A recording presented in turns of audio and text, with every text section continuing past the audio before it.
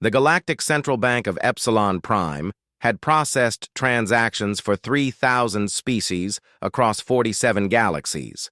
In its 12-millennium history, nothing had ever crashed its quantum-encrypted systems.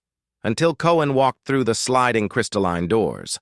The human boy looked ordinary enough, 18 standard years, wearing what the locals called jeans, and a faded shirt with some incomprehensible Earth symbol. His companion, Sage, stood beside him with her arms crossed, auburn hair tied back in a practical ponytail. They both carried the peculiar confidence that seemed to radiate from their species. "Next!" called Vrex, the Catharine banker, his 4 eyes blinking in sequential boredom. His scales shimmered under the bioluminescent ceiling as he gestured toward his terminal with 3 of his 6 arms. Cohen approached the counter, Sage following closely. "Hi, I just want to check my balance." Vrex's translator chirped, converting the words into his native clicking language. He suppressed what his species considered a laugh, a sound like grinding rocks. Humans. They'd only joined the galactic community 8 cycles ago, still fumbling with basic economic principles. "Identification crystal," Vrex demanded, extending a clawed appendage. Cohen pulled out a small chip and placed it on the scanner. Sage leaned against the counter, watching the alien banker with quiet amusement. Vrex's eyes widened, all 4 of them. Then he laughed, a sound that drew attention from other customers across the marble-like floor. "Human child, your account shows 0 credits. Perhaps you confused us with a charity dispensary?" "Just run the balance check," Sage said softly, though her voice carried an edge. "I already did. You have nothing. Now please move along before—" "Full balance check," Cohen interrupted, "including compound interest, cross-species exchange rates, and temporal deposits." Vrex's amusement faded slightly. These terms weren't common knowledge for new species. "Fine, if you insist on wasting computational resources." He initiated the deep scan, his fingers dancing across holographic interfaces. The system would check every financial institution across known space, tracking any monetary connection to this human's identity. The screen flickered, then it froze. Vrex tapped the interface with growing irritation. "Technician, the terminal is malfunctioning." The screen exploded with numbers. Not metaphorically, actual figures cascading across every display in the building. Other bankers stopped mid-transaction. Customers gasped in their various languages. Cohen's account balance scrolled upward and kept scrolling. What is this?" Vrex whispered, his scales turning from emerald to pale white. "My balance," Cohen said simply. Sage smiled. "Want to tell him, or should I?" The numbers continued climbing. Millions became billions. Billions became trillions. The counter accelerated, the compound interest calculations spanning centuries of Earth's isolation before joining the galactic community.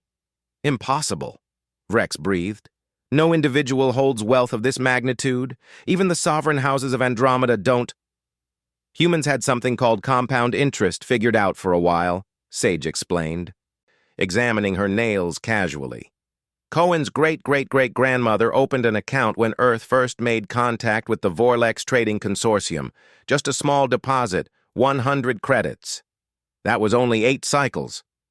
8 cycles in Galactic Standard Time," Cohen corrected. "But the account was opened on Earth, subject to Earth's temporal flow. Relativistic time dilation around our sun, combined with the quantum financial protocols that allow cross-temporal transactions. It's been accruing interest for about 237 Earth years from our planetary reference frame." The numbers finally stopped scrolling. The figure displayed was incomprehensible, a number that exceeded the gross domestic product of most galactic sectors. Vrex's breathing apparatus wheezed. Around them, the entire bank had gone silent. Senior managers emerged from their offices, their expressions ranging from shock to horror. But the system would have flagged this," Vrex stammered. "Automated alerts for accounts exceeding—" Your system was designed by species that experience time linearly, Sage said. Humans have been dealing with relativistic physics and time dilation complications for centuries. Your financial protocols didn't account for species from high-gravity, high-velocity solar systems. A Kitharine supervisor rushed over, her official robes swirling. This must be an error. We'll need to freeze the account pending investigation. I wouldn't recommend that, Cohen said calmly. He pulled out a datapad.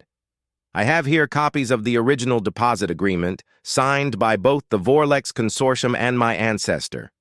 It explicitly states that the account operates under Earth's temporal jurisdiction. Any attempt to freeze assets would constitute breach of contract under Galactic Commerce Law, Section 47, subsection 923. Sage picked up where he left off.